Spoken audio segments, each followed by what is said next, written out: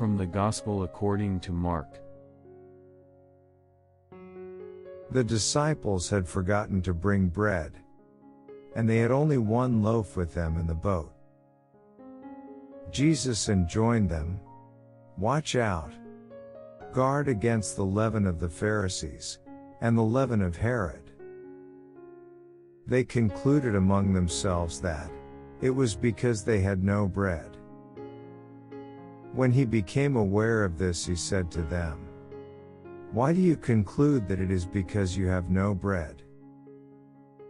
Do you not yet understand or comprehend?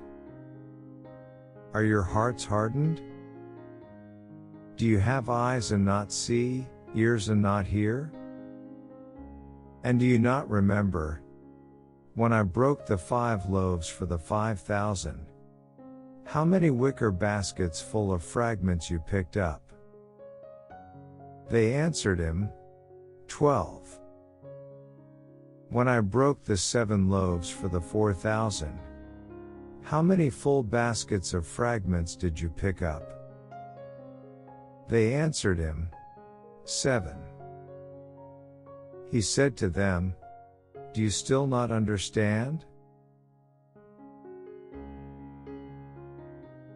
Let's listen to Pope Francis' commentary. Questa richiesta di Gesù è sempre valida. Sempre dobbiamo pregare il padrone della messe. His request by Jesus is always valid.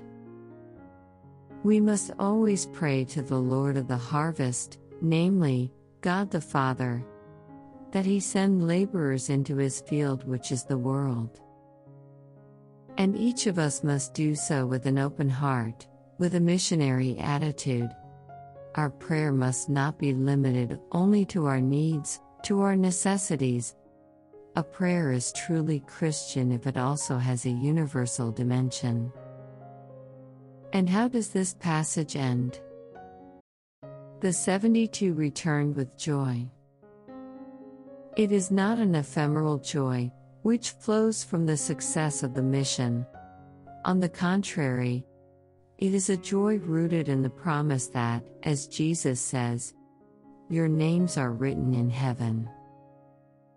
With this expression he means inner joy, and the indestructible joy that is born out of the awareness of being called by God to follow his Son. That is, the joy of being his disciples.